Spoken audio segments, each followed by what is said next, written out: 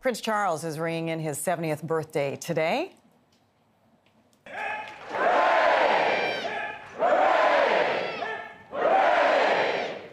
Birthday cheers for the future King of England.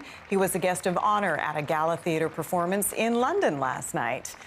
And for more on the celebrations that will be continuing throughout the day, let's bring in CTV News royal commentator Richard Berthelsen. Hi, Richard. Hi, Jen. All right, talk to us about these birthday celebrations.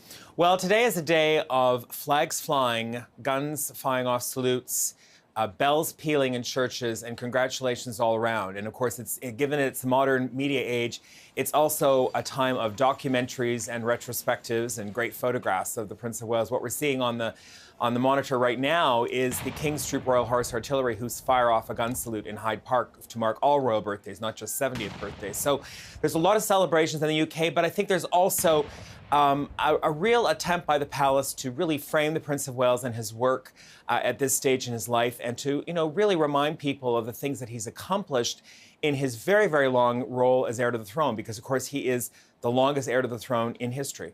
My goodness, and still the Queen seems hale and hearty.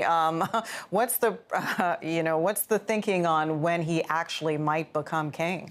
Well, I mean, no one really wants to speak of someone's death, and that is what we are speaking of. So, it's hard to imagine. It's imminent. The Queen looks to be in very great form. She's been seen, along with the Duke of Edinburgh, riding near Windsor Castle in the most recent days. So we hope that her health continues. But what we are seeing realistically is a passing of almost all the major functions of the monarchy, except for the ones that the Queen constitutionally must perform herself, to the Prince of Wales. We've seen a really sharp curtailment in some of her engagements, particularly her foreign travel. And so the Prince of Wales really is, in effect, the king in waiting in every sense of the word. I think what we saw with the Prince Philip and his retirement at age 96, I think that's probably what we're going to see with the Queen. I think in the next few years, she might completely fade out in terms of not appearing in public barely at all.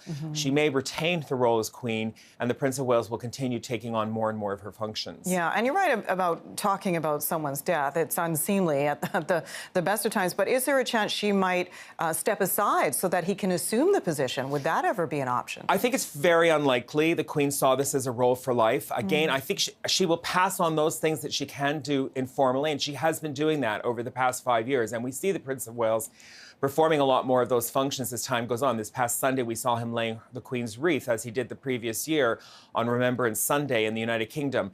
If the Queen's health were to deteriorate, it's possible we could have a regency where the Prince of Wales would be past her former constitutional titles.